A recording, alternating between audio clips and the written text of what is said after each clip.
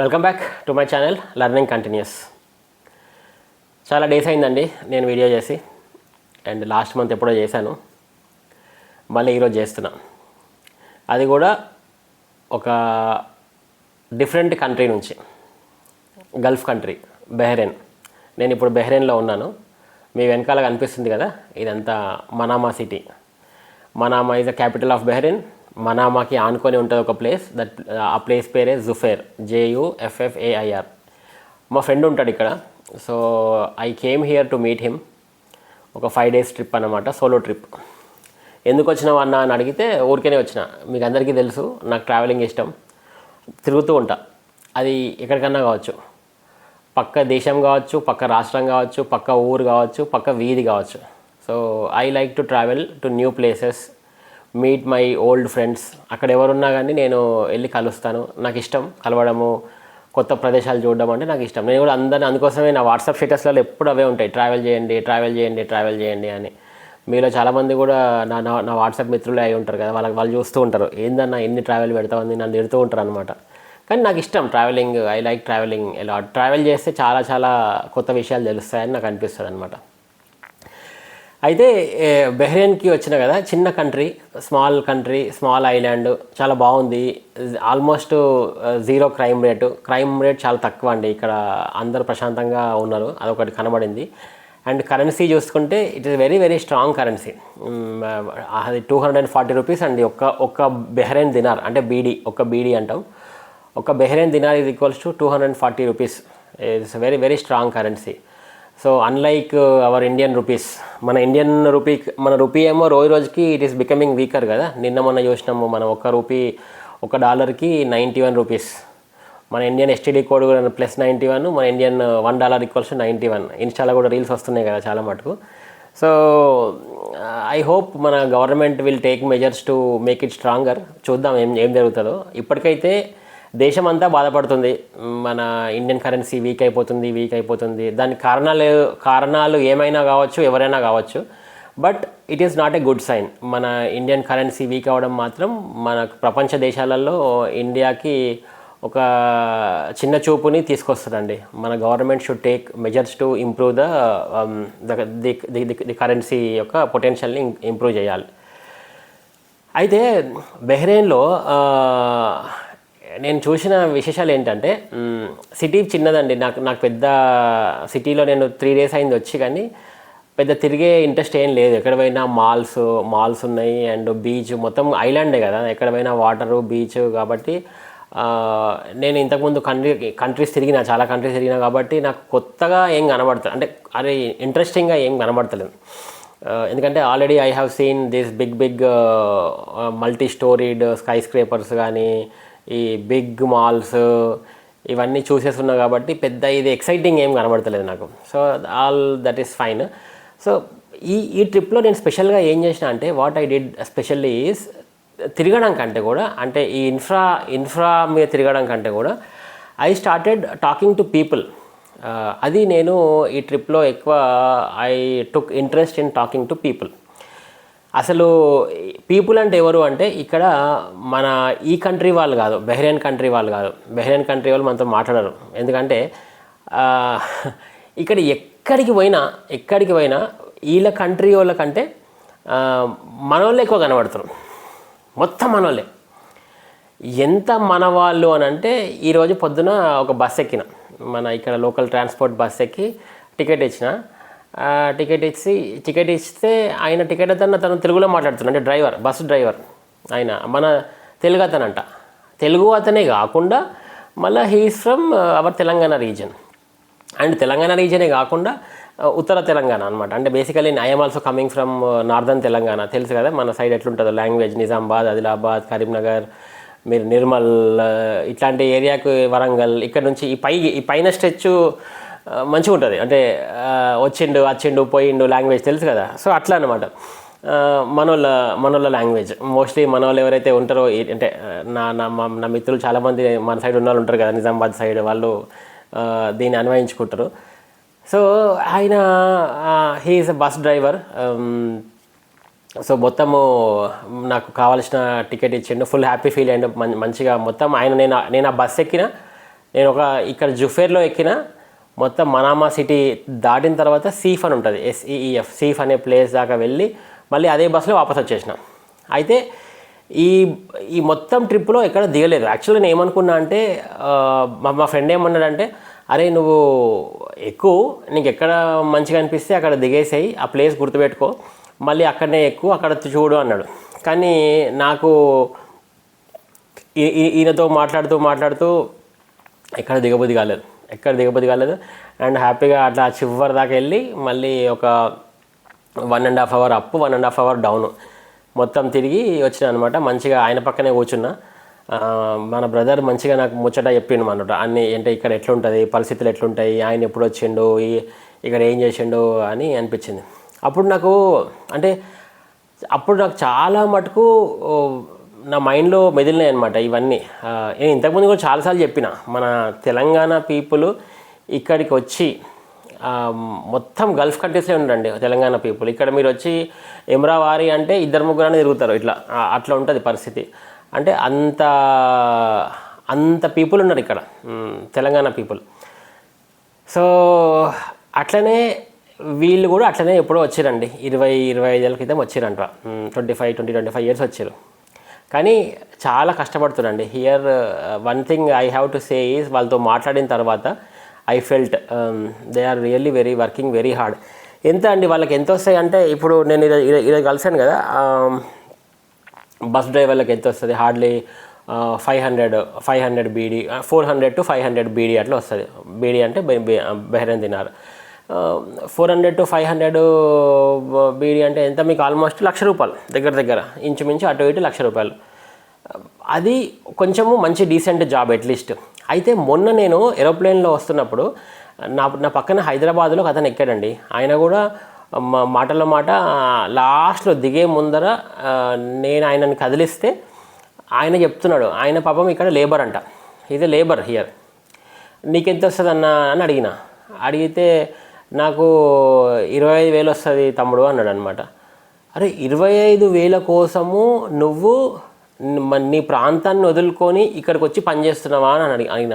ఆయన ఎప్పటి నుంచో వచ్చి ఇక్కడ చేస్తాడంట. 25,000 వస్తుందంట. 25,000 వస్తే నీకు ఎంత మిగులుతుంది అంటే, ఏం మిగులుతుంది అన్న, 10-15,000 కూడా మిగలదు, నాకు ఖర్చులన్నీ పోంగా అని. 10-15,000 కోసము, అంటే అన్నికి ఖర్చులన్నీ పోయిన తర్వాత 10-15,000 కోసము నువ్వు ఎక్కడనో మన ప్రాంతం వదిలేసి, నీ వ్యవసాయము అన్నీ వదిలేసి వచ్చి ఇక్కడ పని చేస్తున్నావు. ఆయనకి ఎంత ఉంటుంది హార్డ్లీ, ఆయనకి ఈరోజు పొద్దున అడిగితే నేను ఊరికే అడిగిన, ఎంత ఉంటుంది అన్న ఇట్లాంటి లేబర్కి వాళ్ళకి ఎంత అంటే, ఎంత ఉంటుంది అన్న 120 బీడీ ఉంటుంది అన్న, 120 బీడీ అంటే హార్డ్లీ 30,000, 25-30,000 వస్తే ఎక్కువ. 25-30,000 కోసము మన వాళ్ళు అక్కడి నుంచి వచ్చి ఇక్కడ పనిచేస్తారు. అవునా, చేసారు. అది ఇందాక అది ఇన్సిడెంట్ అయిపోయిందా. మళ్ళీ ఇప్పుడు ఇందాక పక్కన ఒక మాల్కి పోయినా లంచ్ చేద్దామని, మా ఫ్రెండ్ లేకపోతే ఇంట్లో లంచ్ చేద్దామని పోతే, మాల్ దగ్గర పోగానే మాల్ ఎంట్రన్స్ కాడ ఒక నిల్చుండు. నేను ఏదో అడిగిన హిందీలో, వాడు చెప్తలేడు. ఉత్తగానే ఒక రాయి వేద్దామని, తెలుగు వస్తుందా అన్న నా తెలుగే అన్న, నాది జగిత్యాల అన్నాడు. ఓర్ని అమ్మ, ఏడవైనా మీరే ఉన్నారు ఏందిరా అనుకున్నా. మాట్లాడినా, ఎవరు మీదేది అంత అయిపోయింది. తర్వాత వాడిని ఉడికనే అడిగిన, మరి ఎందుకు వచ్చినావురా వారి, నువ్వు ఇక్కడికి వచ్చినావు, ఎందుకు వచ్చినావు అంటే, ఏమన్నా ఊకనే అక్కడ మన ఇంటికాడ చేస్తామా మనము అంటే, మరి ఇంటికాడ పని చేసుకోవచ్చు కదంటే, ఇక ఉత్తనే ఆడ పొరగాళ్ళందరూ ఇక్కడ దేశం చూద్దామని వస్తారంట. దేశం చూద్దామని వచ్చి ఈడ కష్టపడతారు. నాకు చాలా ఆశ్చర్యం వేసిందండి, చాలా అంటే చాలా ఆశ్చర్యం.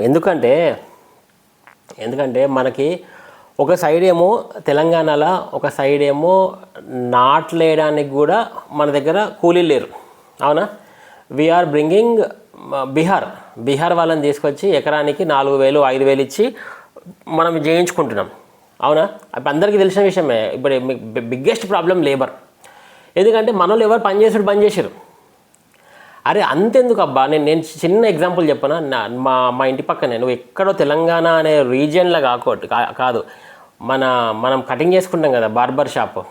ఇంతకుముందు ఒక బార్బర్ షాప్ అంటే, ఒక మంగళూరులో షాప్ పెట్టాలంటే, మన తెలంగాణ కాబట్టి నేను ఉన్నట్టు చెప్తున్నా, మనం మంగళి అంటాం కాబట్టి అదే అంటున్నా, అందులో ఏం తప్పు పట్టుకోవాల్సిన అవసరం లేదు.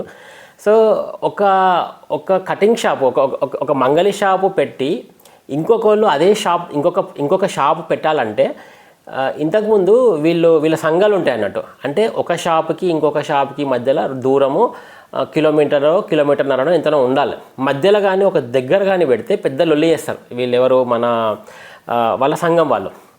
అయితే ఇట్లాంటి సిచ్యువేషన్ నేను చూసి ఉన్న సిచ్యువేషన్ నుంచి రీసెంట్గా చూస్తే మా ఇంటి పక్కన చుట్టుపక్కల అన్ని కటింగ్ షాప్స్లలో బీహార్ వాళ్ళు పనిచేస్తారు. బీహార్ వాళ్ళు ఇప్పుడు మీరు చెప్పండి, మరి ఎటువైనా ఆ సంఘాలు ఎటువైనాయి, ఆ కుల వృత్తిలు పనిచేసేటోళ్ళు ఎటువైనారు? ఇంతకుముందు ఒక షాప్కి ఇంకొక షాప్కి పెడితే గొడవ కథ చేసే క్యాండిడేట్స్ మన కుల వృత్తులు అందరూ వదిలేసిరా లేదా? మరి ఇప్పుడు వదిలేసి బీహార్ వాళ్ళకి ఇచ్చిరండి ఆపర్చునిటీ.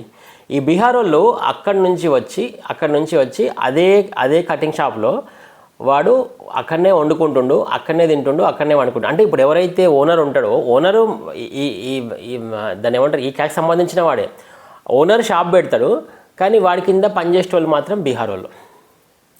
అంటే ఇప్పుడు వాళ్ళు అక్కడ అది వదిలేసి వచ్చి ఇక్కడ దుబాయ్లో, మస్కట్లో, ఒమాన్లో హార్డ్ జాబ్స్ చేస్తున్నారు. హార్డ్ జాబ్స్ ఎంత? 25,000 30,000. ఇదే 25,000 30,000 ఆడ వస్తాయి కదా, రావా? అక్కడ అదే ఏం లేకపోతే 2,000 వస్తాయి నార్మల్గా. ఆడుతూ పాడుతూ పొద్దున 7 o'clock షాప్ తీసి సాయంత్రం 9 గంటల 6 7 9 అనుకో, వాటెవర్ జనరల్గా చేస్తారు. ఎంత లేదన్నా నీకు 2,000 నుంచి 3,000 ఎక్కడికి పోవు. కానీ చేయట్లే, మన వాళ్ళు అక్కడ చేయట్లే, ఊళ్ళలో చేయట్లేదు. ఇది ఒకటే కాదండి, ఐఎమ్ నాట్ టాకింగ్ అబౌట్ ఒక కులవృత్తి అనట్లేదు. ఇప్పుడు ఎవరైనా కానీ కదా, ఇప్పుడు మన గౌడ్స్ తీసుకోండి, ఏ కులవృత్తి వాళ్ళు ఎవరు చేస్తున్నారు? ఏ కులవృత్తి వాళ్ళు చేయట్లేదు. వేరే కులాల వాళ్ళు వచ్చి పక్క రాష్ట్రం వాళ్ళు, బీహార్ వాళ్ళు, యూపీ వాళ్ళు వచ్చి మన దగ్గర చేస్తున్నారు. మనమేమో మనం పని చేస్తలేము. అండ్ మన పని అంతా ఈడ పెడుతున్నాం షేకులకు. షేకులు మనల్ని షేక్ ఆడిస్తున్నారు. అంతే కదా, అదే జరుగుతుంది.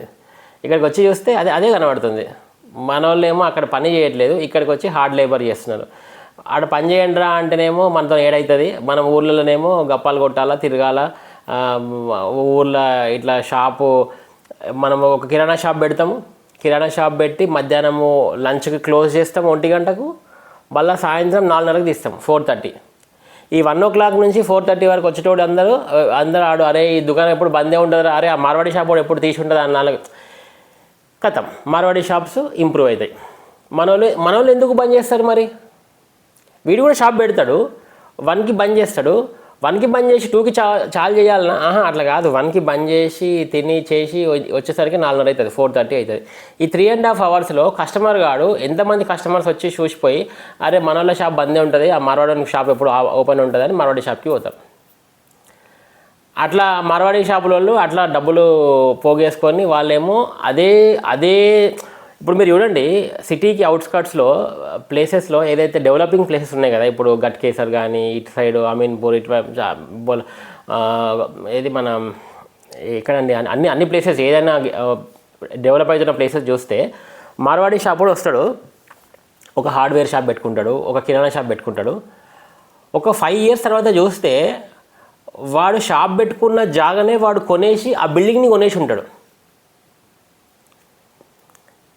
మరి దీన్ని ఏమనాలా? మనోళ్ళు ఆడనే ఉంటారు, అక్కడనే పెరుగుతారు. వాడు మాత్రం ల్యాండ్ కొనలేకపోతుండు, వీడు కొనగలుగుతున్నాడు. పోనీ వీడేమన్నా బయటకు వెళ్ళి ఏమన్నా గొప్ప ఇది చేస్తుందంటే ఏం లేదు. మన పైసలతోనే మార్వాడి షాప్ వాళ్ళు ఆ జాగా కొంటున్నారు, ఆ బిల్డింగ్ కొంటున్నారు. వాళ్ళు they are becoming so rich. But మనం అక్కడ ఉండలేకపోతున్నాం. ఎందుకు అనంటే మనం హార్డ్ వర్క్ చేస్తలేం. డెఫినెట్గా హార్డ్ వర్క్ చేస్తలేం. మనం ఎంత అంటే ఎందుకు తెలంగాణ స్పెసిఫిక్ మాట్లాడుతున్నా అంటే ఈ గల్ఫ్ కంట్రీస్లో నేను ఒక 2 years బ్యాక్ దుబాయ్కి వెళ్ళిన. దుబాయ్లో కూడా మొత్తం మనోళ్ళే, మొత్తం. నువ్వు ఎక్కడికన్నా అరే అచ్చిండు పోయిండు వాడు, అరే వారి కాకా బొప్ప ఇవే పడతాయి నీకు తెలంగాణ వర్డ్స్. బేసికల్గా నీకు ఇంత తెలంగాణ ప్రామినెన్స్ ఇక్కడ ఉంది. ఎందుకంటే మనం చదువుకుంటలేము, బద్ధకము, మన కుల వృత్తిని వదిలేసినాము. మనం ఆడ పని చేయము, ఊర్లోనేమో దార్గా రేషాలు వేస్తాము, ఇక్కడికి వచ్చి హార్డ్ వర్క్ చేస్తాం. అవునా కదా? లేబరు, హార్డ్ వర్క్ చాలా బాధ అనిపిస్తుంది. నేను ఇది పొద్దున మాట్లాడుతుంటే 120 BD 130 BDకి ఏం పని చేయడం అంటే ఎంత బాధ అండి.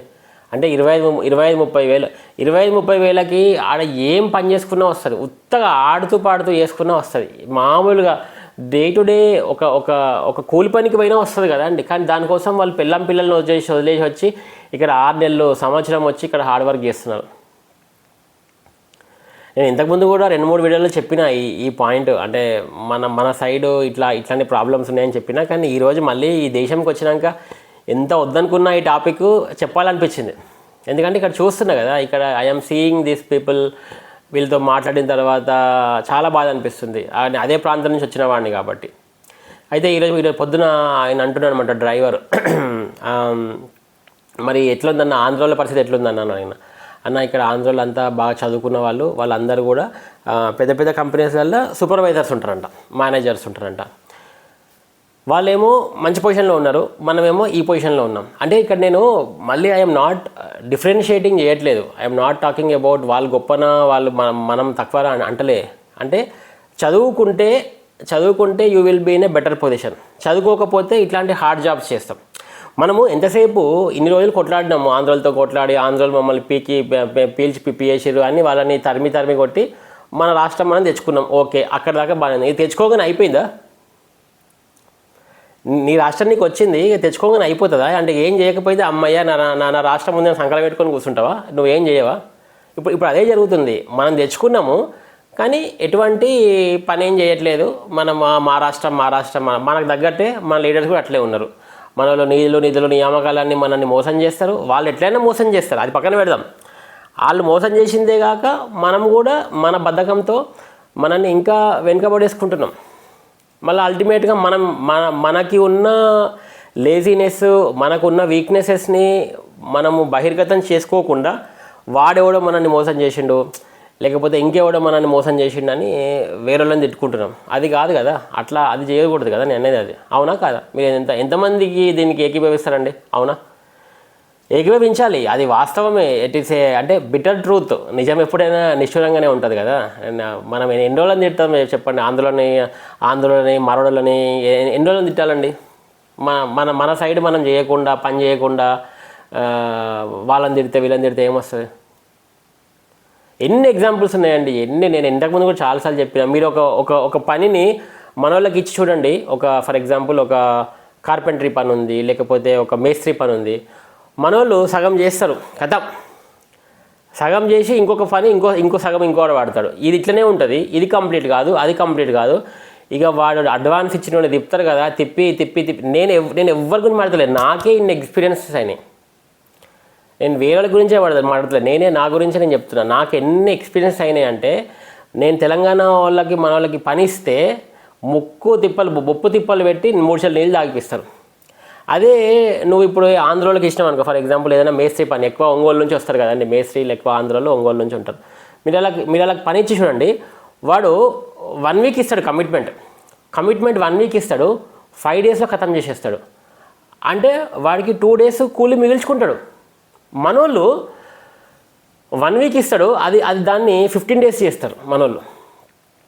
మరి వాళ్ళేమో 1 వీక్ ఇచ్చి 5 డేస్లో ఖతం చేసేసుకొని మనకు ఆశ్చర్యం అనిపిస్తుంది. అప్పుడు మాట్లాడుకుంటప్పుడు ఏమంటారు తెలుసా?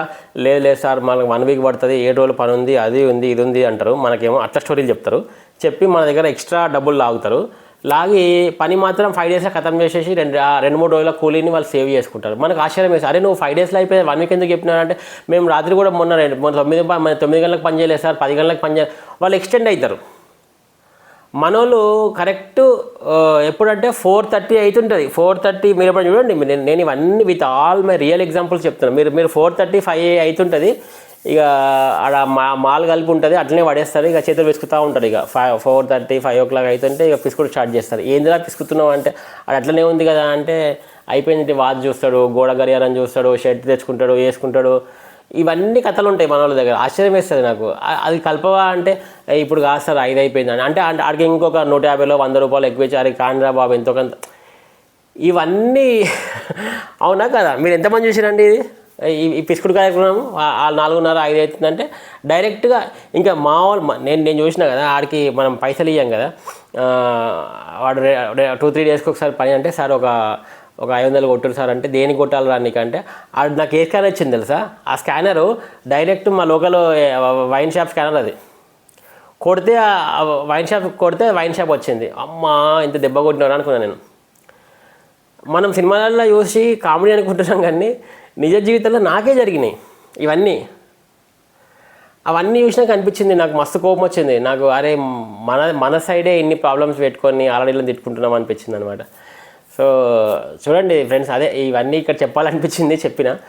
సో మన తెలంగాణ మిత్రులు కూడా ఇవి ఆ బద్ధకం వదిలేసి కష్టపడి చదివితే, మంచిగా చదివితే ఉన్న దగ్గరనే మంచిగా పని చేసుకుంటే బయటకు రావాల్సిన అవసరం లేదు. అది నెక్స్ట్ జనరేషన్ అన్నా ఆలోచించాలి. మన ముందు జనరేషన్ అంటే పాపం కష్టపడ్డారు అప్పుడు, అంటే ఆపర్చునిటీస్ లేవు. కానీ ఇప్పుడు ఆపర్చునిటీస్ వచ్చినాయి కదా. ఇప్పుడు there are plenty of opportunities. Social media పెరిగింది, టెక్నాలజీ పెరిగింది. ఇవన్నీ కూడా పెరిగినప్పుడు వాటిని ఉపయోగించుకొని వీళ్ళు యాడ్ చేసుకోవాలి. కానీ వీళ్ళు కూడా మా డాడీ బహ్రెయిన్ పోయిండు, మా నాన్నమ్మ ఒమన్ పోయిండు, మస్కట్ పోయిండు అనుకుంటే వేస్ట్. వీళ్ళు ఈ నెక్స్ట్ జనరేషన్ అన్నా they should study well, utilise the resources. And సరే చదువు అవ్వకపోయినా కానీ there are other things that they can work. అది నేను చెప్పేది. సో అదండి మ్యాటర్. మేబీ ఇదేమైనా కొంతమందికి కోపం తెప్పించుండొచ్చు. బట్ ఏం చేయలేం కదా. బట్ ఏం చేస్తామండి, అదే వాస్తవం కదా. That is what. నేను తెలంగాణ నేనే అంత గట్టిగా చెప్తున్నా అంటే ఇక నాకే ఎన్ని చుక్కలు చూపించారో మీరు ఆలోచించుకోండి. అట్లా రైట్ అండి. Thank you very much and wish you all the best. See them. Thank you for watching my video again. This is అయితే బొమ్మ సైనింగ్ ఆఫ్.